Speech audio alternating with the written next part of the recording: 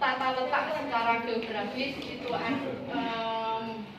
melalui garis yang dinamakan garis Katulistiwa.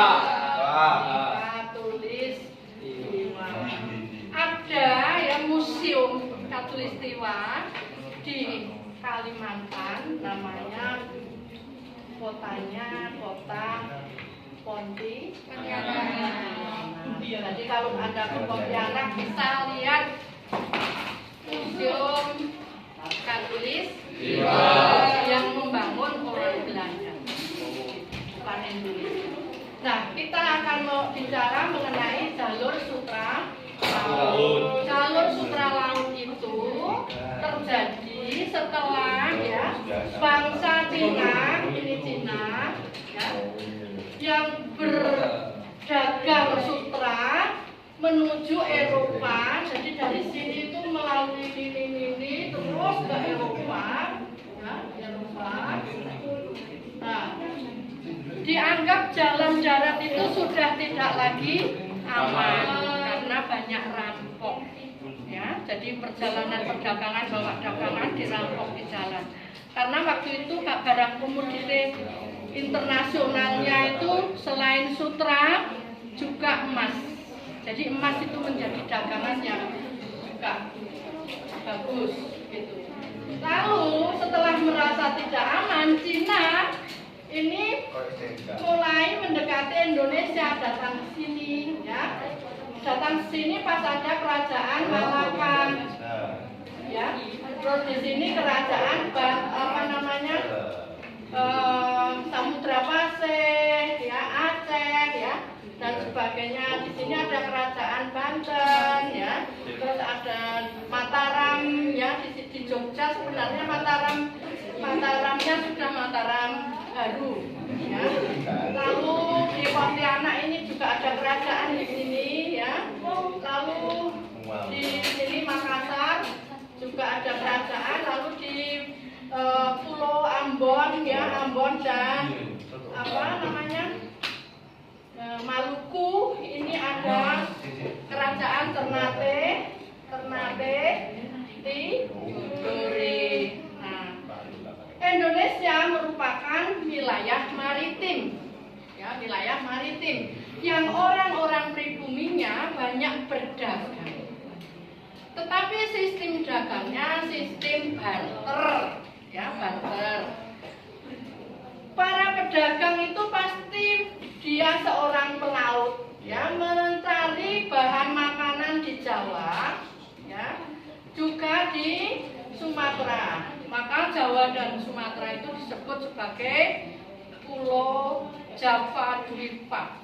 Ya, Jawa Dwipa itu Pulau Jawa dan Pulau Sumatera yang menghasilkan bahan makanan dan juga emas. Lalu orang pedagang pribumi setelah mendapatkan bahan makan dari sini, dia akan berlayar ke timur, ya, ke Sumbawa, ke sini Flores, ya, dan sebagainya, menukarkan bahan makanan itu dengan produk-produk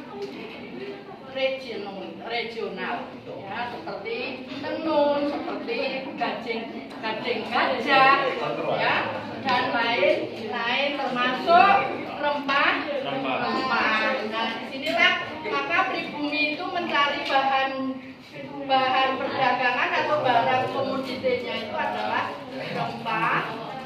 Rempah-rempah ini terdiri dari lada, ya, kemudian merica, ya, merica lada sama, ya. Nah, lada, kemudian pala, ya, kopi, cengkeh, ya, dan sebagainya. Banyak lagi jenisnya, ya. Lalu sesudah dari Indonesia Timur ini menukarkan barang-barang produk di sini, dan kita tahu ini daerah sini adalah pusatnya rempah-rempah, ya, dibawa kembali ke Selat Malaka. Di sini di Kerajaan Malaka itu ibarat koyok Tanjung Perak itu, ya, dia merupakan pelabuhan, ya, nasional. Nah, dari sini sama orang pribumi tadi, pedagang pribumi bertemu dengan pedagang Cina. Pedagang Cina membawa tembikar porselin, ya porselin. Nanti kalau kamu ke mana Sunan di Gresik ya, ada Sunan Giri dan sebagainya, itu rumah-rumahnya ada piring-piring ya, ada piring yang gambarnya biru, ada piring yang gambarnya merah, itu menandai kekaisaran Cina ya, masa kekaisaran Cina. Kemudian setelah orang Cina ini ya mendapatkan barang rempah-rempah, nah mereka berlayar ke sini ya, ke India ini. Nah di sini dia bertemu dengan pedagang Gujarat ya, Gujarat ya, India depan. Pedagang Gujarat ini nanti yang membawa ke Eropa. Ya. Maka dari situ nanti mulai datangnya Islam di Indonesia adalah yang menyebarkan ini orang-orang Gujarat, jadi pedagang dari India Barat. Ya, itu nanti Islamisasi prosesnya di sini. Nah, mereka bisa melakukan kapal ke sana itu karena didukung dengan adanya dua arus, ya, dua arus angin yang disebut dengan angin muson barat dan angin muson timur. Ya, kapan angin muson barat? Nah, ini.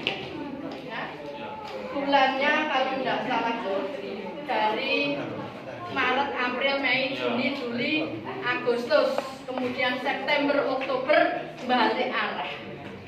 Ya, makanya 1 tahun itu bisa ke Gujarat ini, kemudian bisa juga kembali ke sini menunggu perubahan angin. Ya. Karena pedagang-pedagang itu transit di Malaka itu lama, maka yang orang-orang Gujarat ini ya di Sumatera Utara ini banyak yang melakukan pernikahan sekaligus melakukan Islamisasi. Nah, dari situlah lahir jalur laut, karena nanti sama pedagang Gujarat ini dibawa ke Eropa. Nah, ini kan India ya saudara, India dikit lagi kan ke Arab ya. Nah, lewat sini, muter sini bertahun-tahun sampai ke Eropa. Dulu orang naik haji juga naik kapal, makanya naik haji itu pulangnya 2 tahun. Karena apa? Ke sana setahun, ke sini 1